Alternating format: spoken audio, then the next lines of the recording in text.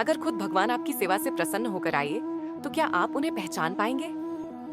साल 2010 की बात है। भीषण बारिश हो रही थी। पानी ऐसे बरस रहा था मानो प्रलय आ गई हो।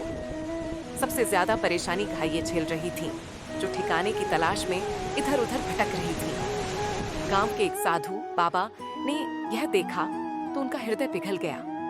उन्होंने तुरंत अपना भजन छोड़ दिया और सोचने लगे, 5000 साल पहले कृष्ण ने गिरिराज पर्वत उठाकर गायों की रक्षा की थी, क्या मैं इतना भी नहीं कर सकता? बाबा ने बिना समय गंवाए एक गांव वालों से मदद मांगी। जो भी उपलब्ध था उसी से उन्होंने एक अस्थायी गौशाला बना डाली। दिन रात मेहनत करते रहे, कभी लकड़ियां जोड़ते, कभी छप्पर बांधते। लेकिन इस भाग दौड़ में 2 दिन से उन्होंने अन्न का एक दाना भी नहीं खाया। सारी गायों सुरक्षित कर बाबा जमीन पर ही गहरी नींद में सो गए। रात में भूख के कारण बाबा की आंख खुली। तभी अचानक गौशाला के दरवाजे पर एक सुंदर सा बालक खड़ा दिखा। उसके हाथ में एक चांदी की कटोरी थी जिसमें गर्मा गर्म लड्डू भरे थे। बालक ने मुस्कुराकर पूछा, बाबा भूख लगी है ना? ये लड्डू खा लो, मैं सुबह आकर कटोरा ले जाऊंगा। और ये लकड़ी भी रख लो, तुम्हें जरूरत पड़ेगी।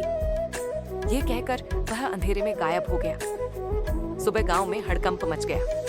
मंदिर से श्रीनाथ जी की चांदी की कटोरी और उनकी गाय चराने वाली लकड़ी चोरी हो गई थी। मंदिर के पुजारियों ने पूरे गांव में खोजबीन शुरू कर दी।